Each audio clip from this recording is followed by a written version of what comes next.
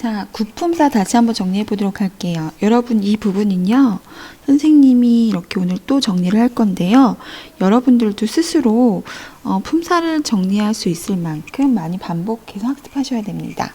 선생님이 여러 번 이야기해도 효과가 없어요. 여러분이 스스로 머릿속에 정리되고 손으로 정리할 수 있는 수준이 안 되면 나중에 금세 잊어버리거든요.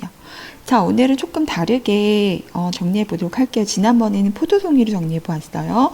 오늘은 불변어, 가변어 중심으로 정리해 보도록 하겠습니다. 일단 우리가 자, 단어를요, 그 기능과 형태, 의미에 따라서 우리 말을 나누어 보니까 9가지로 구분 가능하더라. 즉 공통된 선지끼리 나누었을 때입니다. 제일 첫 번째, 우리 이번에는 형태적인 측면에서 한번 나누어 보도록 할게요.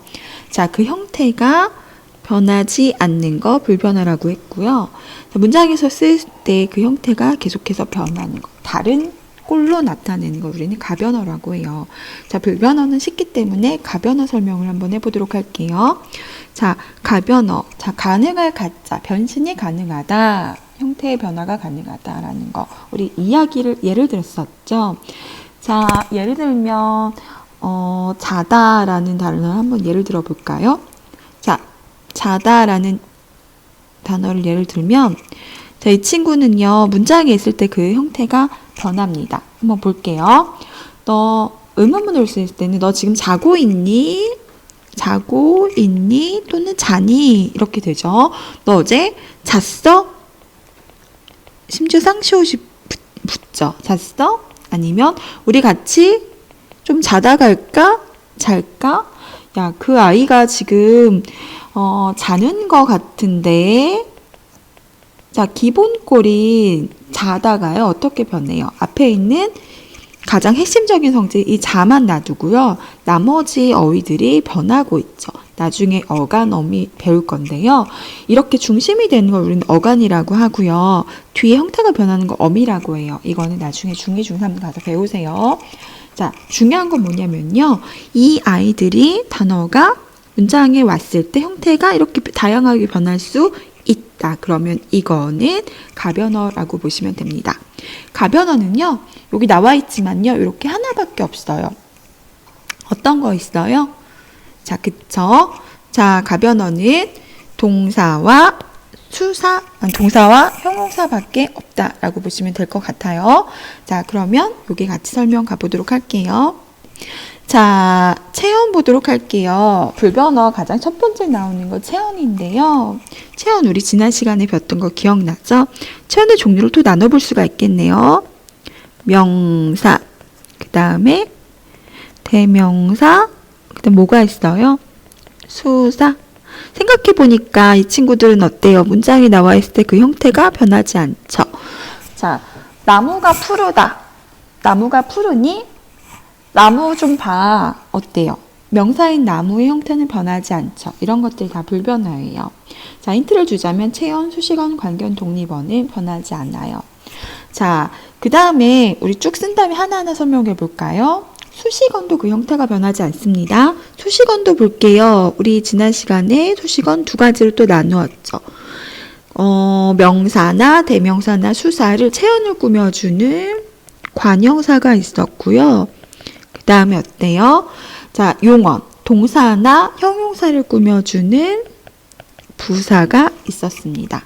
관계어는요, 하나밖에 없죠. 자, 혼자 쓰이진 않지만 단어들 사이에 붙어 쓰이면서 관계적인 걸 나타내주는 거, 교사밖에 없죠. 독립어는요, 뭐 있어요?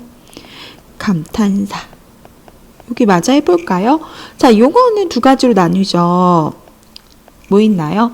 동작을 나타내주는 동사, 그 다음 상태나 성질을 나타내주는 형용사, 이렇게 나누어서 구분 가능하겠네요. 그럼 하나하나 한번 설명해 보도록 합시다. 자, 명사 뭐였나 한번 보도록 합시다.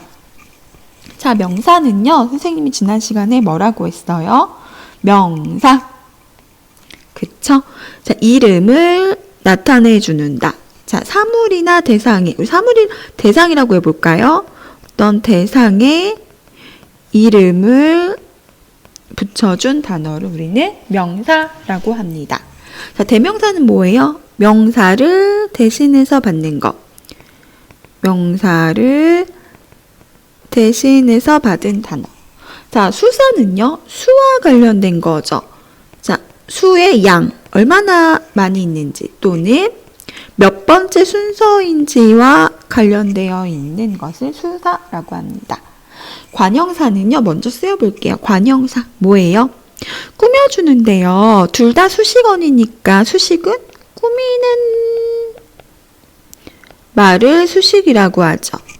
자, 관형사는요, 체언을 수식하는 단어를 관형사라고 해요. 부사는요, 뒤에 있는 용언을 수식해 줍니다. 조사는요, 정의만 내려봅시다. 자, 혼자는 쓰이지 못하고요. 주로 플러스, 붙어 다닌다 표시로 해볼게요. 플러스, 누구와 붙냐면 결합한다. 체언과 결합해서 조금 더 특별한 의미를 부여해준다. 이런 거, 조사. 자, 감탄사는요, 어떤 느낌, 놀람, 부름, 호칭, 누구누구야, 뭐 철수야, 영희야, 대답. 네, 아니요, 놀라, 느낌, 웁스, 어머나 이런 거 영어로 치면 웁스도 감탄사에 속하겠죠? 자, 동사는요, 동작, 움직임을 나타내주는 단어를 동사라고 한다고 했어요. 형용사는 조금 한자로 어려우니까 알아만 둘게요. 자, 얘는 상태나 성질을 나타내주는 단어를 형용사라고 합니다. 여기까지만 정리하고 같이 하나하나 세부적인 거 보도록 할게요. 자, 그러면 색깔을 바꾸고 한번 이야기해 보도록 할게요. 자, 어떤 색이 잘 보일까요? 자, 그러면 우리 지난번에 이름을, 대상을, 어떤 대상에 대해서 이름을 붙여준 단어를 명사라고 했는데요. 명사를 또다시 나누어서 구분 가능했죠. 자, 기억나나요? 제일 먼저 첫 번째 어떤 거 봤냐면, 자, 이 대상이 구체적인 대상을 가리키는 명사인가? 아니면 눈에 보이지 않는 추상적인 것을 나타내 주냐에 따라서 구체 명사와 추상 명사로 나누어 보았습니다. 예를 하나 보도록 할게요. 아까 선생님이 예를 들었던, 그쵸, 나무와 같은 것들은 다 추상 명사, 구체 명사겠죠. 나무, 계란, 책, 집 이런 것들은 구체 명사예요. 눈에 보이는 구체적인 대상이 실제 할 때 구체 명사예요. 반면에요, 추상 명사는 어때요? 눈에 보이지 않는 사상과 이념이나 감정이라고 볼 수가 있겠죠. 우리가 지난번에 들었던 행복, 사랑. 자, 자유 어때요, 여러분? 자유 눈에 보이지 않나요? 그렇지 않죠. 자, 그렇지만 우리가 자유. 자, 혼자서 육체적으로도 자유롭든 정신적으로 자유롭든 구속이 없는 상태를 우리는 자유라고 하죠. 이름 지었잖아요. 이런 것들은 추상명사에 해당이 되겠다. 두 번째, 자, 보통 명사인가? 우리가 보통 지칭하는 단어인가? 아니면 특별하게 어떤 고유한 대상에 붙여진 것인가? 자, 예를 들어서요. 그런 거 있잖아요. 지명이나 우리가 살고 있는 양주라는 양주시를 보도록 할게요. 이것도 지명을 나타내는 고유명사죠. 또는 사람을 나타내는 유관순 누나나 이순신 같은. 자, 누군지 알죠? 이름의 대상이죠. 대상이 어떤 이름이잖아요. 그런데 그 사람이나 그 지역에만 특수하게 쓰이는 고유한 대상이 있는 명사를 우리는 고유명사라고 합니다. 또 하나 지난번에 봤던 거 뭐 있었어요? 자, 자립적으로 혼자서 쓸 수 있는 거 자립명사. 대부분 명사 그렇죠. 그런데 붙어서 사용하는 것. 자, 선생님이 자, 뭐뭐한 것 있잖아요. 뭐뭐한 것, 뭐뭐한 데서 보자. 어디 한 데서 뭐뭐한 따름 이런 것들은 우리 의존명사다. 네 번째, 감정이 있냐 없냐에 따라서 무정명사, 유정명사라고 나뉘는데요. 사실 네 번째는 거의 쓰이지 않아요. 그래서 여러분은 공부하실 때 어떤 걸만 하냐면 요 세 가지 정도만 알아두시면 좋을 것 같아요. 요 세 가지. 그 중에서 제일 많이 나오는 건 뭐겠어요? 요거일 것 같아요. 여러분 공부하실 때는. 요거는 조금 어렵습니다. 자, 고등학교 가서도 다시 배우기 때문에 이런 게 있다 정도만 아시면 될 것 같아요. 자, 대명사 한번 보도록 합시다. 대명사 어떤 것들이 있나? 자, 명사를 대신해서 받는데요. 여기 좁으니까 밑으로 내려서 한번 해보도록 할까요? 자, 요것도 나누어서 볼 수가 있어요. 자, 사람을 대신해서 받는 것이냐? 아니면 사물을 대신해서 받느냐? 장소를 대신해서 받느냐에 따라서 요 세 가지로 나누어 볼 수가 있을 것 같아요. 자, 그녀. 야, 수지 이쁘지. 자, 수지는 어때요? 고유명사죠. 그런데 수지는 나의 이상형이야. 수지 정말 좋아. 그녀 진짜 예쁘지 않니? 자, 여기서의 그녀는 누구를 대신 받은 거예요? 수지라는 고유명사를 대신 받은 거죠. 자, 이렇게 그녀, 그 다음에 그들. 자, 여기 영희도 있고 철수도 있고 뭐 영희, 철수, 수지 계속 수지 예를 드네요. 이 친구들이 모여 있어요. 자, 우리 이따 만나자 이렇게 이야기하는데요. 이 셋을 지칭해서 수지, 영희 뭐 다 이렇게 안 하고 철수 안 하고 그들 또는 우리 이렇게 대신 받을 수도 있죠. 이런 것도 대명사다. 자, 그런데요, 대명사는요, 사람만 대신해서 받을 수 있는 게 아니에요. 사물이나 장소도 대신 받을 수 있어요. 선생님이 지난번에 예를 들었어요, 사물. 자, 볼펜을 선생님이 가리키면서 이 볼펜 좀 빌려줘 라고 얘기 안 하고, 볼펜을 쳐다보면서 이것 좀 빌려줘. 이것이 나타내는 게 뭐예요? 볼펜이잖아요. 그래서 이것, 그것, 저것 다, 자, 대명사죠. 장소도 마찬가지겠네요. 자, 병원을 가려고 해, 선생님이요. 자, 여기 근처에 있는 예스병원이 어디인 줄 아니? 라고 물어봤어요. 어떤 애들이요. 아, 거기요. 이때 대신 받은 거기는 누구를 대신해서 받은 거예요? 예스병원을 대신해서 받은 거죠. 거기, 여기, 저기 이런 거 다 명사를 대신 받는 대명사다라고 보시면 될 것 같아요. 요거 조금 더 세부적으로 구분해 본다면요. 지난번에 선생님이 이렇게 나타났어요. 자, 사람을 대신해서 받는 거는요. 인칭 대명사라고 하고요. 사물이나 장소를 대신해서 받는 건 뭐라고 했어요? 지시 대명사다라고 이야기했어요. 요거 정도만 기억하실게요. 자, 수량과 순서를 나타내는 거는요, 이건 너무 쉽죠. 그래서 이거는 그냥 한 번만 이야기하고 넘어갈게요. 수량, 수의 양이죠. 얼마나 많이 있는지. 1개, 2개, 3개. 순서는요, 첫 번째, 두 번째, 세 번째. 이거는 수사에 해당이 된다라고 보시면 돼요. 자, 체언을 수식하는 관형사 보도록 할게요. 관형사 부사 조금 어려울 수 있습니다, 여러분. 관형사 부사는요, 조금 여러분이 신경 써서 보셔야 될 것 같아요. 그래서 여기다가 별표 동그라미를 한번 쳐보도록 할게요. 자, 먼저 관형사부터 보도록 할게요. 자, 관형사는요, 체언을 수식합니다. 아까 이제 기억해야 되겠죠? 명사, 대명사, 수사인데요. 주로 명사다라고 보시면 될 것 같아요. 자, 예를 들어 봅시다. 어떤 거 있나? 자, 집을 꾸미는데요. 야, 그 집에 가봤니? 그 옛날 집. 지금 집은 새 집이고, 자, 집이라는 품사 보도록 할게요. 얘는 어때요? 얘는 명사죠. 그런데 얘를 꾸밀 때 다양하게 수식할 수 있는 그 집, 옛집, 새 집. 이 집 앞에 붙어서 집의 의미를 조금 축소시켜서 꾸며주는 기능을 하고 있죠. 요 그와 옛과 새와 같은 얘 성분은 뭐라고 해요? 관형사다. 하나만 더 예를 들어 볼까요? 자, 사람이라는 명사가 있죠. 그런데 그 옛날 사람 말이야. 그 옛사람 또는 옛 물건 있잖아. 그거 아직도 못 버리고 가지고 있어. 명사를 수식해주는 이 옛과 같은 성분은 우리 뭐예요? 관형사라고 본다. 자, 부사는요. 요거와 조금 다르죠? 한번 내려서 설명해 보도록 할게요. 부사는요. 용언을 수식해 줍니다. 용언 뭐예요? 동사와 형용사죠. 움직임이나 형용사, 움직임이나 상태나 형태를 나타내는 요 수식어들 있잖아요. 그 용언들 있잖아요. 용언을 꾸며줍니다. 보도록 할게요. 뜨겁다 예를 들어 볼게요. 자, 뜨겁다. 상태나 성질을 나타내주는 형용사죠. 그런데 이 앞에 너무 뜨거워.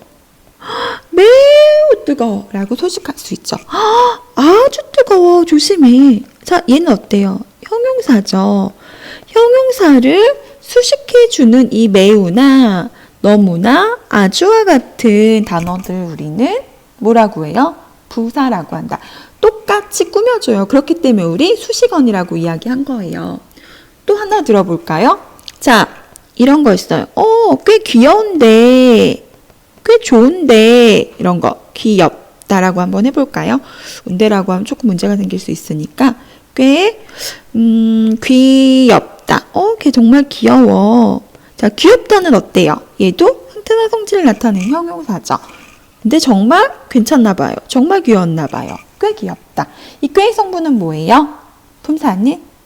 그쵸? 뒤에는 형용사를 꾸며주는 부사에 해당이 된다라고 보시면 돼요. 조사는요, 우리, 자, 명사에 붙어서 은는, 가, 또는 어디 장소에서, 자, 학교에서 보자의 에서. 자, 나는, 철수가, 이렇게 명사 뒤에 붙어 주로 체형 뒤에 붙어요. 체형 뒤에 붙어서 문법적인 기능을 하는 아이를 우리는 조사라고 해요. 여긴 어려울 게 없어요. 요거 하나만 봐줄게요. 그런데 요게 조금 헷갈립니다. 자, 이다라는 조사를 한번 보도록 할게요. 뭐뭐이다. 이거 다가 붙어서 용언 아니냐라고 질문하는 친구들이 많이 있는데요. 예를 들어 볼까요? 학생이라는 명사에 이다가 붙으면 어떻게 돼요? 학생이다라는 용언이 되죠. 자, 그 다음에 어른이다라는 명사에 이다가 붙어서 자, 어른이다. 서술어가 되잖아요. 그쵸? 그래서 이 친구의 이름은 뭐냐면 조사는 조사인데요. 이 혼자 단독적으로 쓸 수 없잖아요. 이다. 그쵸? 그래서 얘는 체험부 뒤에 붙는 조사인데요. 특별히 얘가 붙으면 서술어가 된다라고 해서 서술격 조사라고 해요. 자, 이런 게 있다라고만 할게요. 요게 조금 헷갈릴 거예요. 나머지는 굉장히 쉽죠. 자, 독립어 감탄사 하나 있죠. 특히 놀람이나 부름, 호칭 이런 거 나타내는데 헷갈리는 거는 뭐 부름인 것 같아요. 호칭도 그렇고요. 대답. 자, 어머나 이런 게 감탄사인 거는 쉽게 눈치챌 수 있겠죠. 그런데 이것 좀 먹을래? 네, 아니요, 누구야, 야 이런 것들 있잖아요. 이렇게 부름이나 호칭이나 대답도 다 독립적으로 쓰이는 감탄사에 속한다. 여기까지는 어렵지 않을 거예요. 자, 그러면 동사. 이건 어렵지 않죠. 동사와 형용사는 어때요, 여러분? 자, 아까 이야기한 거 형태가 문장에서 변하는 일단 가변화입니다. 자, 그리고 요 둘을 묶어서 용언이라고 하는데요. 동사는 특히 움직임을 나타내는 거. 뛰다, 날다, 걷다, 먹다. 우리 액션으로 동작으로 취할 수 있는 것들은 다 여기 속하겠죠.